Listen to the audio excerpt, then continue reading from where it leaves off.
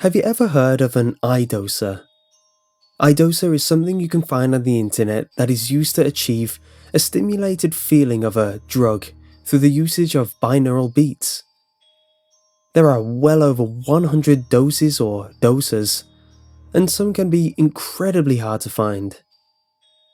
What if I told you I found the most rare eye doser that's ever existed? I came across this one day in the eye doser store. I was rather bored, so I was just searching the word rare and exclusive.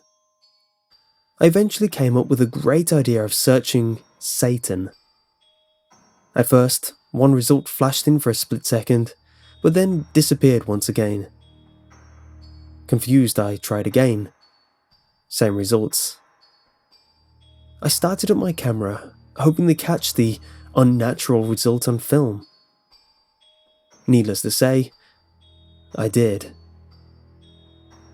After searching it a couple more times, just to be sure, I stopped the recording and looked over the footage at the original speeds. The result flashed in and out like it did without recording. I began to slow the footage down until a near standstill, where I can barely make out the text. The text read out the following: Satan's Song. I was scared. I stared at my computer screen, shocked. Why was this popping up and leaving the screen so quickly? Were they trying to hide it, but unsuccessfully? I went to Google and punched in Satan's Song. It came up with some boards about supernatural internet phenomenon. Apparently Satan's Song was a banned and rare eye doser. Only a few people have listened to it without being afflicted with dementia, paranoia, and ultimately death in a 7-day span.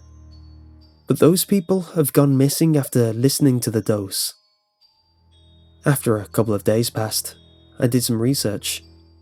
I came home from work, only to find one file on my desktop. Everything else was gone. The folder read out satansong.exe. I opened the file, and of course, satansong.exe sat there, waiting to be activated. I covered my hands over my eyes, put my PC speakers up to a maximum volume, and started the dose. At first, it was just a quiet humming noise. Then the volume exploded with shrieks and screams of what sounded like people dying. In the background, I heard a mix of previous doses, such as Hand of God, Gate of Hades, and so on and so forth. I opened my eyes under the sock. What I opened my eyes to was a horror. It looked like I had taken a train to hell.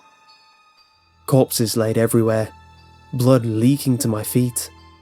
The blood, I felt it on my feet.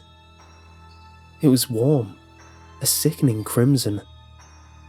I bent forward and vomited. My bile mixed with the blood, turning it a greenish red.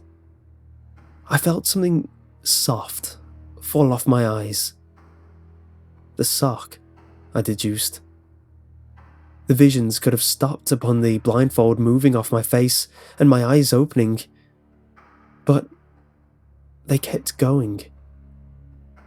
I felt pain explode along my body. Blood dripped down from my genitals, stomach, chest, arms and legs. I looked at my body to find massive spikes skewering each spot that blood gushed from. I felt tears roll down my face. This couldn't be real. It's impossible.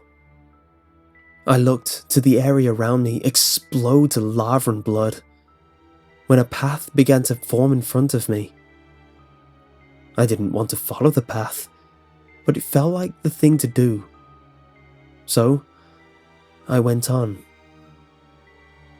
The path was terrible. The screams of the departed echoed around me, blood still pulsating from my wounds. I could have died by now, but I wasn't dead.